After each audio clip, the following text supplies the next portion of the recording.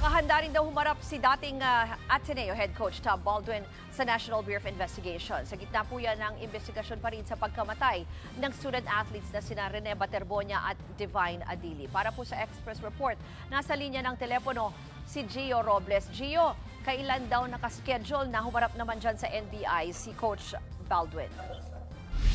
Ruth, magandang hapon. Iniurong sa Lunes, June 22 ang schedule ng pagharap sa National Bureau of Investigation ng nagbitiw na Ateneo Blue Eagles head coach na si Tab Baldwin sa isinasagawang parallel probe sa pagkasawi ng dalawang Ateneo players. Kinumpirma yan sa atin ni NBI Director Melvin Matibag. Kasalukuyang nasa PNP CIDG si Baldwin ngayong araw para punan ng salaysay sa pagkasawi ng kanyang players na sina Rene Baterbonia at Divine Adili sa gitna ng team building activity ng koponan sa Dipakulaw, Aurora noong June 8. Nitong Martes pa, inaasahan si Baldwin dito sa NBI. Samantala, dumating naman dito sa NBI kanina ang mga abogado ni Ateneo de Manila President Father Bobby Yap. Nag-courtesy sa mga investigador ng NBI Homicide Division ang legal counsel ni Yap na hindi makakadalo ang opisyal ngayong araw.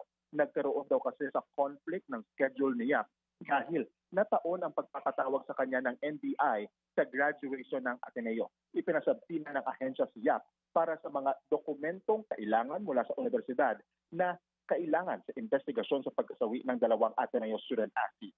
Nakapagsumite na rin ng salaysay sa NBI sa pamamagitan ng kanyang legal counsel ang dating team manager ng Ateneo men's basketball team na si Epo Quimpo. Samantala, Ruth, bago tayo umeri kanina, ay dumating na rin ang isa pa sa mga assistant coach ng Ateneo Blue Eagles na si Dean Castaño upang magbigay din ng kanyang salaysay sa mga investigador sa Task Force Baterbonia at Adili. Ruth Bercel.